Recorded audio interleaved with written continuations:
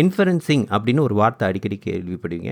Generative ஏஐயில் அது ஒரு large language model. உங்கள் ChatGPT வச்சுங்களேன், அது வந்து தனக்குன்னு ஒரு ட்ரைனிங் பீரியட் இருக்கும். அது என்னென்னா, நீங்கள் எப்படி எக்ஸாமுக்கு படிக்கிறீங்களா, ரொம்ப எஃபர்ட் போட்டு 1 வாரம் 2 வாரம் 3 வாரம் வந்து எக்ஸாமுக்கு ப்ரிப்பேர் பண்ணுவீங்க. அதான் இங்கே ட்ரைனிங் பீரியட். ஓகே, அதுக்கு நிறைய எஃபர்ட் போடணும்.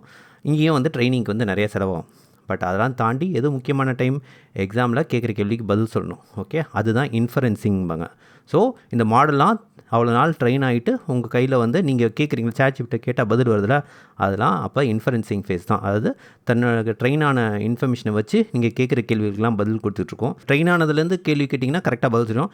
இல்லாத பட்சத்தில் தடுமாறும். அப்போ நீங்கள் வந்து கொஞ்சம் எக்ஸ்ட்ராவாக ரேகு இந்த மாதிரி கான்செப்டில் கொஞ்சம் எக்ஸ்ட்ரா அதுகிட்ட டேட்டா கொடுத்து கேள்வி கேட்பீங்க. இல்லை ஒரு டூலில் கொடுத்து போய் வெப்பில் சர்ச் பண்ணிட்டு வா, இது பண்ணிட்டு வான்னு சொல்லுவீங்க. ஸோ இது எதுவுமே கொடுக்காமல் கொடுத்தீங்கன்னா கட்டாயம் அது கொடுக்குற ஆன்சர் வந்து குக்கப் பண்ண மாதிரி தான் இருக்கும். நம்மளும் தெரியாத கேள்வி எக்ஸாமில் வந்தால் எப்படி கதை எழுதி வைக்கிறோமோ அதுமாதிரி ஏதாச்சும் கதை எழுதி கொடுத்துரும்.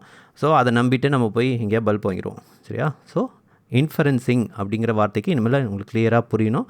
அது என்னென்னா, எக்ஸாமில் நீங்கள் போய் படித்து அதை போய் எக்ஸாமில் எழுதுறது மாதிரி தான். இல்லை வைவா வாய்ஸு இந்த மாதிரி ப்ராக்டிகல்ஸ்லாம் கேள்வி கேட்டால் பதில் சொல்கிறீங்களா படித்ததை வச்சு, அதுதான் இங்கே. ஓகே, ரெண்டு ஈக்குவேட் பண்ணி புரிஞ்சு வச்சுங்க. தேங்க்யூ, பாய்.